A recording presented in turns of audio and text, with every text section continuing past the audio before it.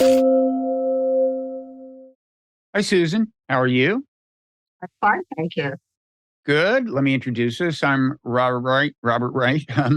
Publisher of the Nonzero newsletter on Substack. This is the Nonzero podcast, and you're Susan Shirk, a professor at UC San Diego, I believe, where you are chair of a center that studies China, which you also founded. What's the name of the this 21st Century China Center? Is that it?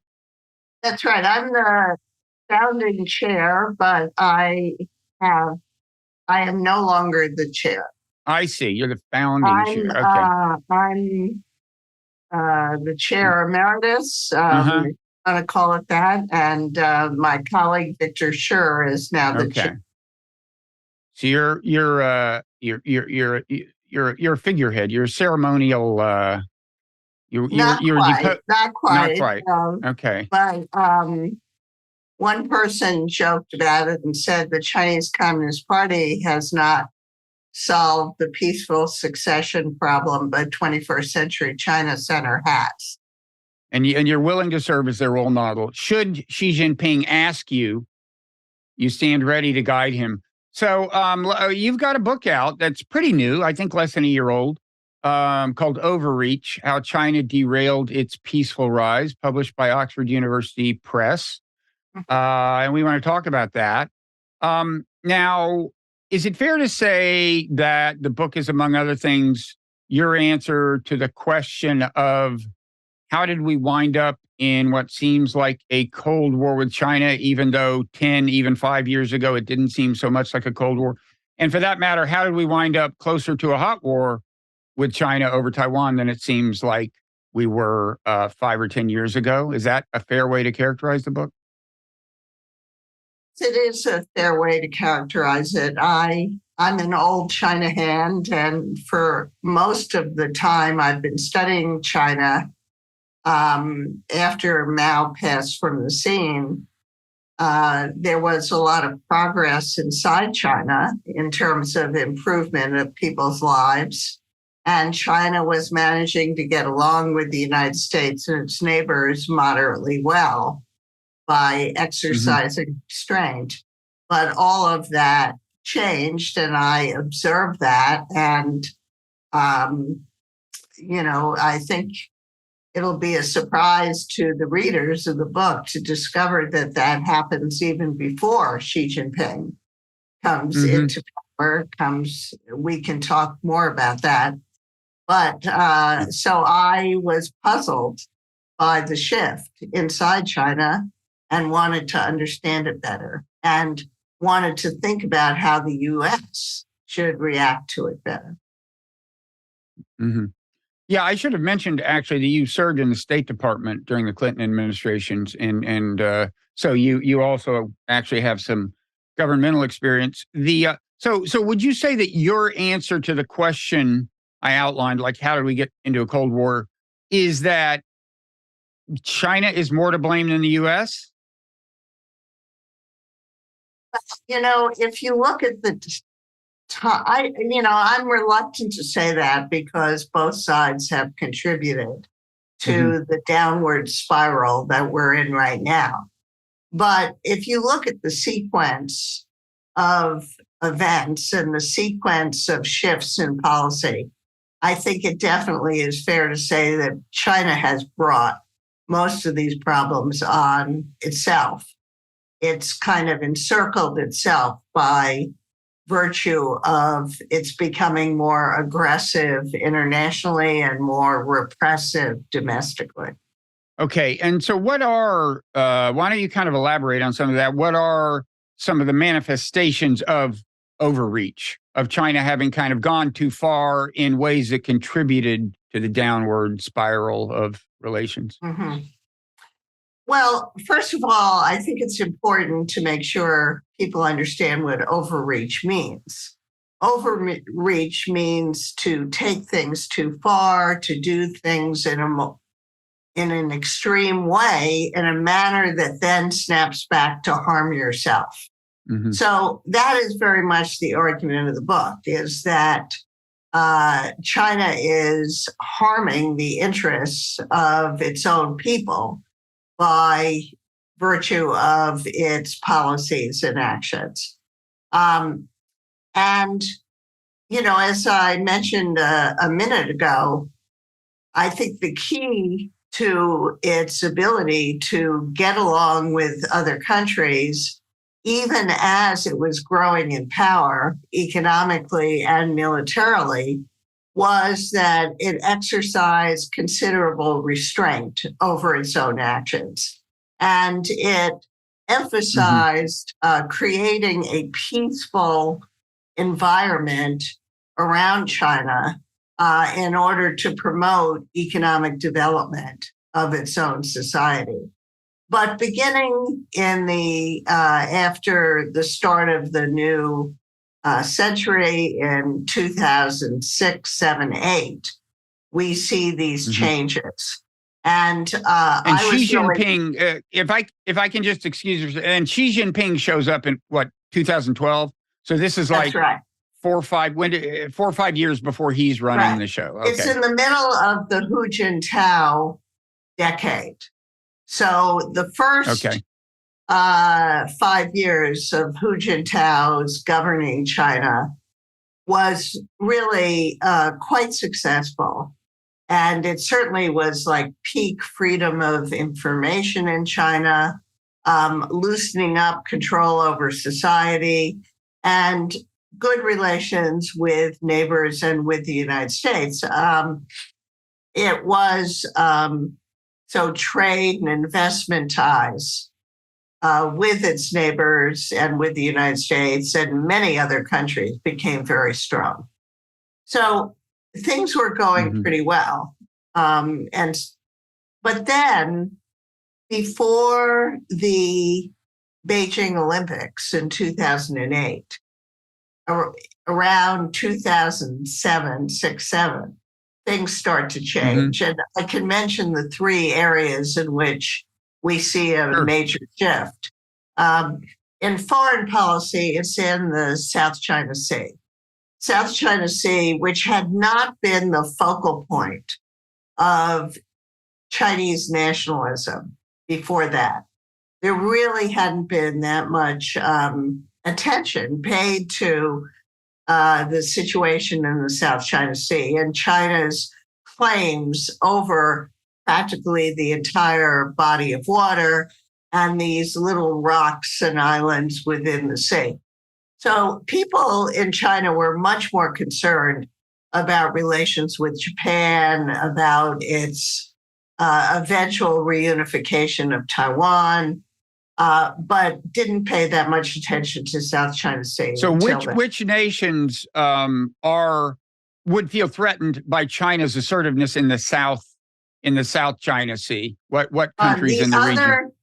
The other claimants with coasts on the South China Sea, namely the Philippines and Vietnam especially, but including Indonesia, Malaysia, Brunei. And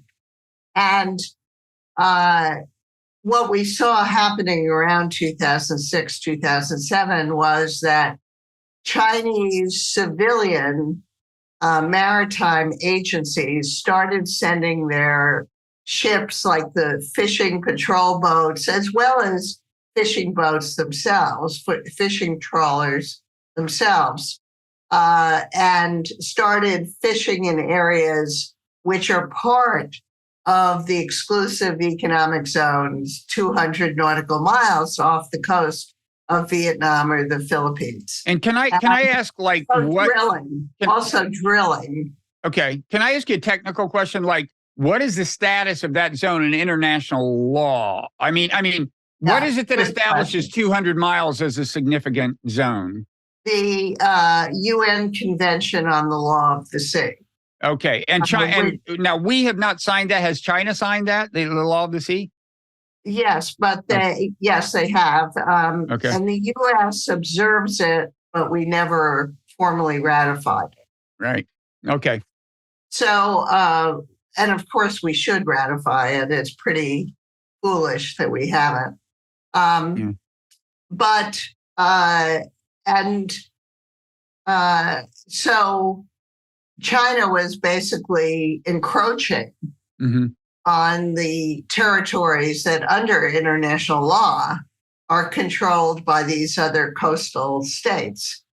And it also was provoking them into fights. It would shove them, spray water cannon, provoke fights, and including with the United States. The US had naval surveillance vessels because we treat, other than the exclusive economic zones that international law gives to the coastal states, other than that, we treat that body of water as international waters. So we sail our military ships as well as our maritime vessels through it, commercial vessels through it. And the Chinese were coming and grabbing our radars and, provoking confrontations with us as well as the other claimants. So that was really a new provocative form of behavior. And what's important about that is not just that this body of water is in and of itself important, because a lot of trade, including energy trade, oil and gas, goes through it to Korea, Japan, Taiwan, and China, but also because it just changed the whole narrative about what kind of rising power China was. Because up until that time, China was not picking fights with its neighbors or the United States. Okay. Now, does that constitute the first of the three areas of overreach, or does that alone, or does maritime assertiveness generally constitute the first of the three, to include things around Japan, the controversies around Japan? No, I'd say South China Sea is really the first area where we saw provocative action. And then internally in China, there were two other areas. One is social control and media control. Things tightened up before the 2008 Beijing Olympics. Before that time, China had developed quite a vibrant commercial media and social media, Weibo, online. And there was a lot of investigative journalism. A lot of people were posting photographs and things of corrupt local officials, complaining about things that local officials did. And that was actually quite useful to the central government to help them monitor what the local officials were doing. And also society. There was the development of non-governmental organizations, environmental groups, all sorts of groups developing. So it really looked like China was moving in a more liberal direction, not necessarily electoral democracy, but just a lot more freedom. And then around 2008 or so, before the Olympics, you get the internal security bureaucracies really starting to crack down in censorship, as well as in suppressing the NGOs and this grid management system of surveilling people's activities. So at the time, I thought, and others thought, well, this is just before the Olympics in China. Often before big events, you have this tightening up. Then they get through the event and then things go back to normal again. But in this case, things never went back to normal, and they've just gotten more and more tight in their social control. And do you think that initially the idea was that it was a measure for the Olympics, and they just kind of came to like it, so to speak? Like, hey, this isn't so hard and it gives us more control? Or do you think from the beginning, even before the Olympics, it was part of an impetus that had some origin other than the Olympics? Well, that's hard to say, but I do find that these bureaucracies, the internal police, the internet censors, these bureaucratic interest groups got stronger and stronger. And that's because under Hu Jintao, China was being governed by a collective leadership of 9 members of the Standing Committee of the Chinese Communist Party, Politburo, the Chinese Communist Party. And was that a post-Mao reform? Yes. Under Deng Xiaoping, so that they would never again have quite such an autocratic leadership? Right.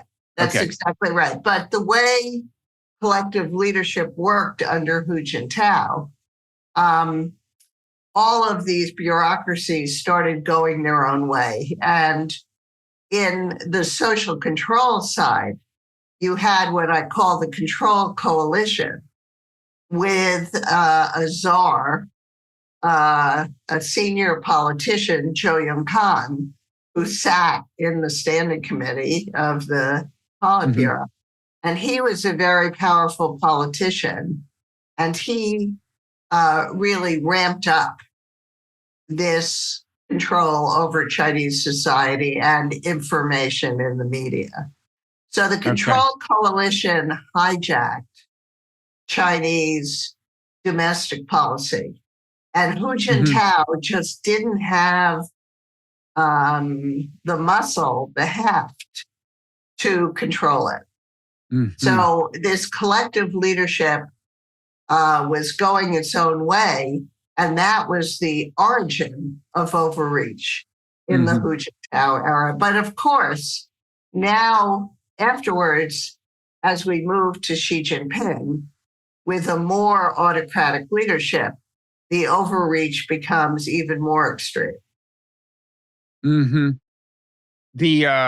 Now, I think you've described, that the process by which the collective leadership by consensus, kind of devolved into something worse. Has to do. I gather part of the dynamic was the idea had been, all of the I guess the people in the Politburo or whatever, like they whatever you call it, the Chinese, what is it, the Chinese Communist? It's the Standing Committee of the Politburo. Okay. The Politburo has about 20 people. The Standing Committee had 9. And the idea is all of these people evaluate each policy to see if they believe it's in the interests of China.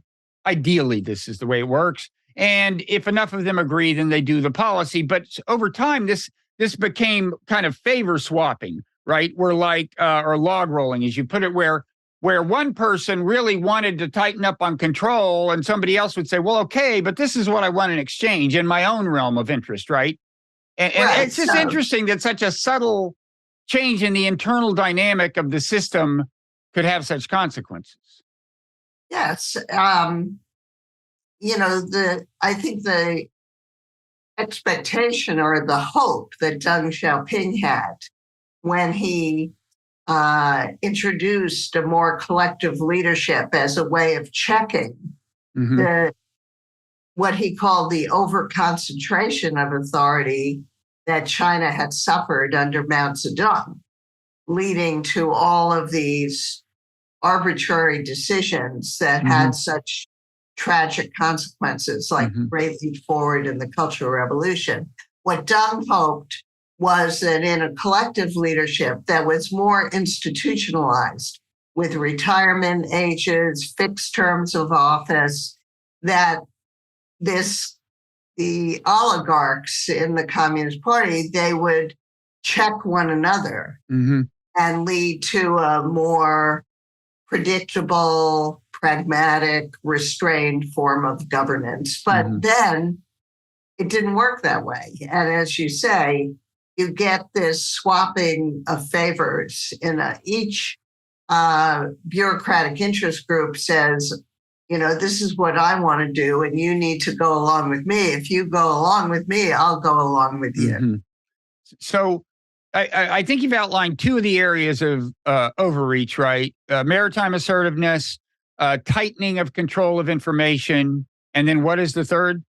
And the third one is that the state bureaucracies that control the economy came back after decades of decentralization because, of course, the other really very important thing that Deng Xiaoping did is to replace Soviet-style central planning that China had under Mao with a market economy, market competition. That didn't mean privatization.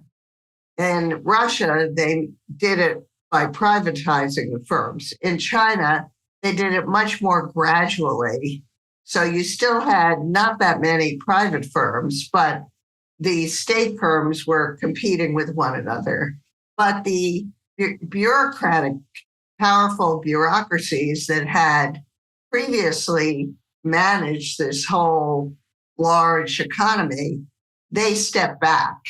But what happened in 2006-07, these bureaucratic agencies stepped back in to manage the economy once again. The state came back, and they did it in the name of building up China's indigenous innovation, its technology. But as a result, the market reforms just became stalled out, stymied, and these state bureaucracies came back with a vengeance. So they did it in the name of what we would call industrial policy, where the government thinks that you need to direct resources toward investment in certain technology. Do you think that part of the motivation was sincere and they just kind of screwed it up, or maybe they didn't screw it up? I don't know, but yeah, no, I think it was sincere. I mean, because that motivation has remained very strong ever since then. I mean, we see it today with a very strong state-led drive for self-reliance in China. Okay, now I would say when you call all three of these overreach, seems like there's kind of two categories. The first one, the maritime assertiveness, has to do with China's external behavior toward other states. And there are other examples that show up maybe a little later, but kind of wolf warrior diplomacy, whatever, even though it's mainly rhetorical. But the other two are about China's internal affairs. And there are people, not many, maybe, I may be one of the few, who would insist strenuously on distinguishing between the two and say that, look, our business in our conduct of foreign policy is really mainly with their external behavior, because their internal behavior, we just don't have much control over. B, when we try to control it, it often backfires, and so on, right? And I think, China's one of many places where the two kind of tend to get conflated. Like people will say, you said engagement would work, and yet China's not democratic. And it's true that there were some hopes that engagement would make China more democratic, but it doesn't seem to me that whether China is democratic is like our main problem, right? You know what I mean? Well, in many ways, I agree with you. I think our primary focus should be the way China behaves internationally and the extent to which it, especially if it behaves aggressively and not peacefully and really puts U.S. interests at risk. But what was interesting to me, and the reason that I dealt with them together here, is because the inflection point, the change in China's behavior, happens at the same time. So I thought that was really interesting, and it was kind of a puzzle that made me want to dig deeper inside the black box of Chinese politics to understand why that. And is your main explanation the dynamic we already referred to, where you get these bureaucratic interest groups swapping favors? Or is there more to it than that? But then, of course, this shift in that direction happens also right before the global financial crisis. So the global financial crisis added impetus to this shift. to this change toward overreach, because the global financial crisis created an impression, not just in China, but in the United States and other countries too, that the US was on the decline and that China was really on the rise because it recovered faster from the global financial crisis than the United States did. You know, as you may recall, they injected a huge stimulus, and the decisiveness of Chinese Communist Party rule really worked for China in this circumstance. And so, and led to a kind of premature triumphalism in China, in which people inside China were calling for a more assertive foreign policy, for sure. Domestically, I don't think they were calling for tightening up at all. But internationally, they were calling for greater assertiveness because they said, look, no more Mr. Nice Guy, you know, China's on the rise and we ought to assert our own interests. Right. And so you just alluded to nationalism and you know, one thing I think you've done consistently, maybe more than some observers of various nations, is kind of pay attention to domestic influences on policy. You know, there are people who think that, like in autocracies or what they call dictatorships, the ruler is virtually free from domestic constraint, right? Because it's a dictatorship. You can do whatever you want. And I think you know, you've emphasized that that's not really the case. And in fact, an earlier book of yours was called Fragile Superpower. And part of the fragility is that these the leaders of China often feel quite insecure, and for that reason would be responsive to, for example, nationalist sentiment at the grassroots level. Now, of course, they may in turn cultivate that, and we can get to that. That's something that a lot of leaders around the world do. But can you talk a little about what the source of the insecurity is in China's leaders? Because I think that it may surprise people that there is that much of it. Yes, I think that insecurity is very significant because in countries like China, where the Communist Party leads, the most powerful leader in China is the general secretary of the Chinese Communist Party. Now, in recent years, he's also been the president, but the president doesn't really have much powers. It's really the general secretary who has the powers. The party is in charge of appointing all of the officials, so all the cabinet officers, all the heads of ministries, all the mayors, party secretaries. So, but there's no real legitimacy to the power holders or to the Communist Party itself. You know, nobody elected them. They're self-selected. There used to be no fixed terms of office. There used to be no regular turnover of power at the top. So they're not accountable really to anybody other than the Central Committee and the Communist Party. But ironically, that makes them concerned about what the people think of them, right? That's right. Well, they're concerned about what the other politicians think because they could be threatened by a coup at any time. There could be a public split. But also, they are worried about social protest and the potential for a bottom-up upheaval. Now, Xi Jinping has consolidated power for considerably. I mean, he's broken the norm of how long a leader can rule, and he's surrounded himself with loyalists and so on.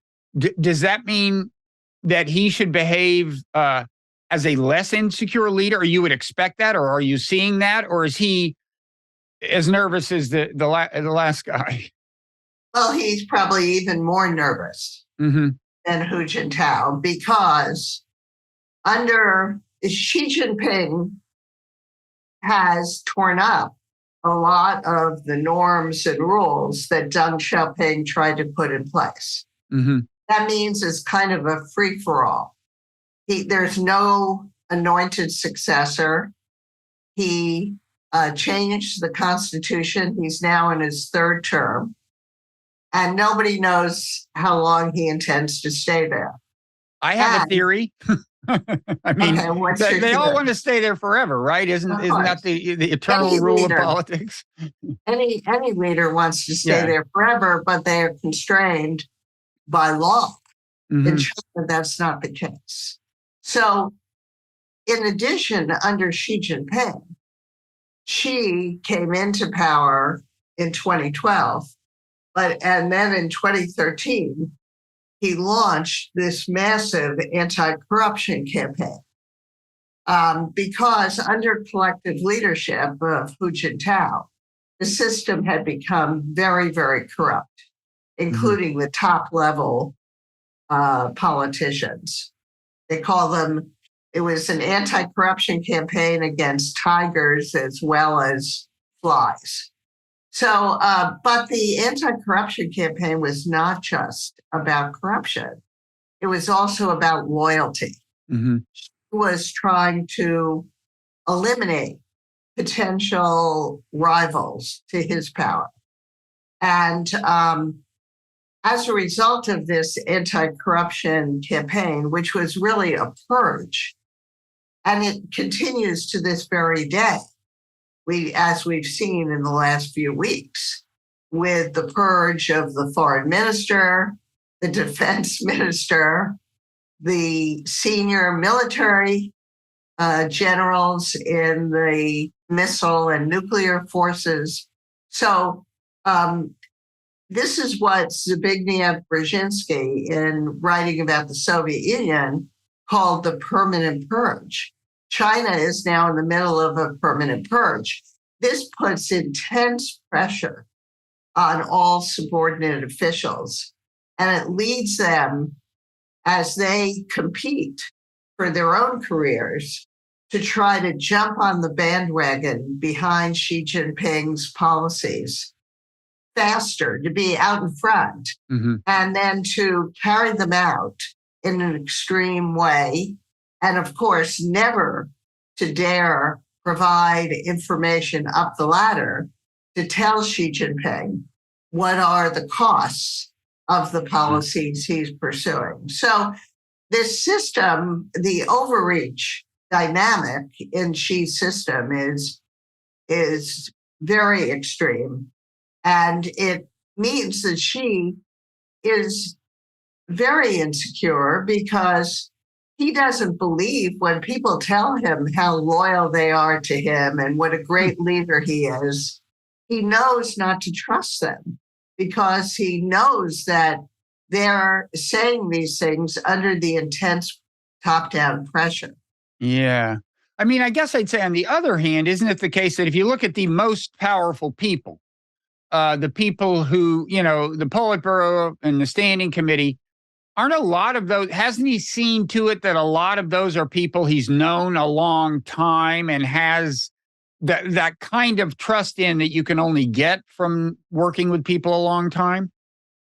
Yes. In fact, for years, he said that he really only trusts people he's worked with before he became chosen to be the leader of China. Mm-hmm. But many of these people are now in jail. So yes, he trusted them until he didn't. Oh. At one time, they were loyalists that he trusted, but he came to mistrust them. And, Mao said this to Ho Chi Minh back in 1965. He says, basically, the louder they praise you, the less you can believe them. So it sounds like he may be a little on the paranoid side. I mean, right? It sounds like because he's gone. As you pointed out elsewhere, like some of the people only yesterday were his enforcers. Like they were interrogating the people who were suspected of disloyalty. He suddenly decided they're disloyal. They're in jail. I mean, some of these are kind of the hallmarks of somebody whose, self-preservation antenna are a little too fine-tuned, like for their own good, right? Well, I mean, that's the title of one of my chapters is the state of paranoia. Right. And, but the paranoia is not just because Xi Jinping's psychology. Mm-hmm. It's really because of the nature of the system. Pretty much any leader in this system is going to feel paranoid. Mm-hmm. It's an occupational hazard of dictatorship. I mean, there are great political science books written about the dictator's dilemma. Mm-hmm. So I guess that could lead one to be pessimistic. Although, I mean, again, it's like, I do think these are, to some extent, two separate realms. There's the way he's running his country, and then there's the external behavior of his country, right? One can imagine a domestically ruthless dictator who is not overplaying his hand on the international front, right? Well, yes, but I think then really it's the nature of these political institutions that leads to overreach. And unfortunately for me as a political scientist, it would have been a lot neater if I could show that collective leadership really did lead to greater restraint, and then more concentrated leadership leads to more overreach. And that's for years what I thought was the case until the collective leadership with a relatively weak leader like Hu Jintao just stopped working that way. And, it was really quite puzzling. So, but I'd say that most people today in China would prefer to go back to collective leadership. When Xi came in, the system had become so corrupt that I think the other politicians gave a mandate to Xi to have a stronger leadership. But then he exercised that power in a very arbitrary way. I mean, you look at what happened with zero COVID and the lockdowns, and then the sudden end to that. And also the way he picked fights through economic sanctions as well as through aggressive military actions against South Korea, against Japan, against Taiwan, against picking a fight on the border with India, sanctioning Australia when it called for an international investigation of the origins of COVID. And some of these sanctions are only now getting lifted with Australia. So his behavior has been arbitrary, and it's led to this big international backlash against China and domestically severe economic costs. China's economy is really struggling now because of some of the policy mistakes that Xi has inflicted on the Chinese economy, like cracking down on the private sector. A quick kind of footnote about Xi Jinping. I mean, something that may contribute to his kind of psychology of insecurity.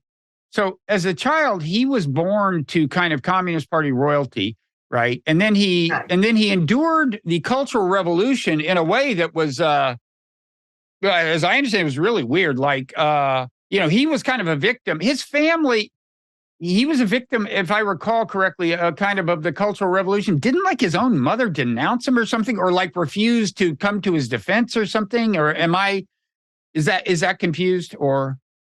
I'm not sure about that, but definitely his family, his father, was purged during the Cultural Revolution, and he was sent to the countryside. So he had a very rudimentary education, because he spent most of his youth as working in the fields in the countryside. And then managed to get to university afterwards. But so his family was the victim of Mao's arbitrary rule. And so people presumed that he would govern more like Deng or Hu Jintao or Jiang Zemin than like Mao. So they were really surprised when he came into power in 2012 and built up really a cult of personality, somewhat similar to Mao's, put control ahead of economic development and stressed ideology in the way Mao had done when he ruled China. So I think we've established that you think that on the domestic front, his amassing of power to some extent reflects like genuine insecurity about his own standing in the system. And there's a related but different question on the international front. To what extent does, for example, maritime assertiveness reflect genuine strategic insecurity? In other words, his feeling that these are, that he needs to establish his security perimeter somewhat expansively to fend off America or whoever he fears or whatever. Well, I really don't think that China is threatened internationally by anybody. Right, I know, but the question is, what does he think? Well, or what do senior military people think? I mean, I think they would certainly prefer a region in which the U.S. military wasn't so close to their borders. And they would be able to dominate other countries, even maybe through economic relations, maybe even peacefully. But China would prefer to restore a system in which a kind of hierarchical system in the region, in which China was the central power and had suzerainty over neighboring countries. Remember the system of tributary states that China had historically. So I think that would probably be their preference. But as a realistic matter, a prudent Chinese government is not going to try to reestablish that kind of system because there are other major countries surrounding it. I mean, Japan's a big, powerful country. So is South Korea. So is India. So is Indonesia. It's going to have to learn to live with its neighbors. I agree. It would. This is not a very prudent foreign policy. I guess, in a way, my question is, but is it any less prudent or any more assertive than comparably powerful nations have been? I mean, China is a rising superpower. They're going through some economic troubles lately, but the policies we're talking about were formed in an atmosphere of, hey, we're feeling our oats. We've got this big, vibrant economy, and so on. And I mean, for example, like, I was against the Iraq War. What's that? I mean, some people would say that China has modeled itself on the United States. Exactly. That's my point. I mean, I was about to say, in 2003, I was saying, like, wait, I don't understand how Saddam Hussein is a threat to our national security. I think this is a bad idea. But the overwhelming consensus was that somehow that I continue not to understand, Saddam Hussein was some kind of grave threat to our national security. we have an extremely expansive conception of what constitutes a threat to our national security. I mean, if Chinese ships were as close to California as our ships are to China, we would be reading about it in the newspapers, and we'd be reading about our response. So I guess, I mean, and of course, I don't need to, recite the things we did as a rising power, orchestrate a revolution in Panama so we'd have a canal. Panama's pretty far away. So I guess you've heard the question before, I'm sure. And it gets back to this whole debate about, is China's assertiveness a predictable feature of a rising superpower? As you know, there was this Thucydides trap argument that when you have a rising superpower like China, asserting itself more and more, and you've got a country like the U.S., which, although still more powerful, is declining in relative power, you have a problem because we're not going to gracefully cede influence. China is going to seek more and more of it. So in that view, it's just kind of structural. It's like rising superpowers do this. It may not be prudent, but it happens. And I gather you reject at least some of that.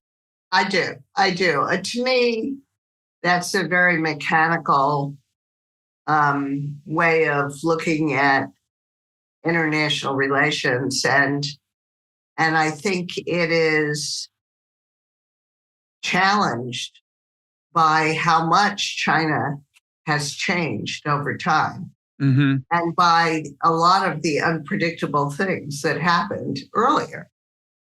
So one reason that I spend a lot of time describing the history of how China behaved at an earlier time, back under Jiang Zemin, Hu Jintao, is that I want people in China as well as outside of China who are looking at China's behavior today and worrying about seeing it as so threatening, to realize it hasn't always been like that.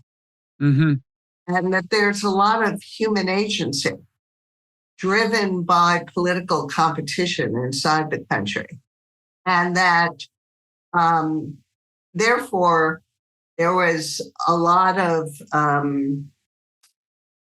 changes in Chinese policy earlier, and there could be changes in the future. It doesn't mean that future China will look like current day China. Okay. So listen, we've been talking close to an hour.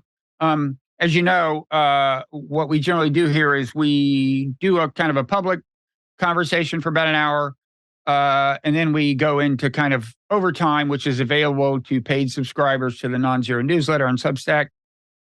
And we certainly encourage people to become Nonzero members. There's various kinds of content they get access to, but also it's just if you want to support or having conversations like this, we would encourage it on those grounds as well. Now, before we go there, Susan, I wanted to say, first of all, remind people that you've got, well, I mean, do you want to go ahead and list all your books? I mean, you've Fragile Superpower was the one right before this. Is that right? And yeah. So I have written a number of books. Actually, the one right before this was a book on the media called Changing Media, Changing China. Okay. Before that, there was a book called China, Fragile Superpower. Another major piece of research I did is called The Political Logic of the Economic Reform in China, which explains how China was able to introduce a market economy to change its centrally planned economy to market competition, but they didn't change their political system. So how could you do that, given the vested interests? So I thought that was another puzzle, and I wrote this book, The Political Logic. Before that, there's a book called Competitive Comrades about the Mao era and how the competition among students at school or workers in work units for their own careers, what that does to group relations within the school. So, yeah, I've been at it a long time. I first went to China in 1971. I've been studying China since 65, 66. So, but the advantage of that, of course, is I've seen such dramatic change inside China, which also gives me some optimism that things may change in the future. Because right now, the situation inside China and the situation in the relationship between China and the United States is really dire, really very, very negative. Yeah. Yeah, I want to talk more about that in Overtime. I mean, first, I want to say the most recent book is called Overreach. Subtitle is How China Derailed Its Peaceful Rise. I encourage people to take a look at that. And then when we go into Overtime, I'll tell people the first question I'm gonna ask, but I definitely want to explore the whole connection. Well, the connection between political tightening and economic tightening, but also between this internal tightening and the foreign policy more. But I also want to press you a little more on like kind of how different is China from us, or the way we were as a rising power or something. And the first question I'm going to pose is going to be like, if I were Xi Jinping and somebody said you're misbehaving, if the U.S. said, look, we're getting really worried about the way you're behaving in your external, your behavior toward other nations, I think I might say, listen, you just imposed these what seem to us like pretty draconian restrictions on microchip exports to China and kind of strong-armed Europe into complying with them. And your goal is nothing short of hobbling us in what everyone agrees is the next great frontier of competitiveness, artificial intelligence. We think of this as economic and technological strangulation. Name something we're doing to you that is remotely as actually threatening to your national security as this policy seems to us. That's the question I'm going to ask you in Overtime. And thanks again to everybody who's listened this far. And now we're going into Overtime, where we're going to hear the answer.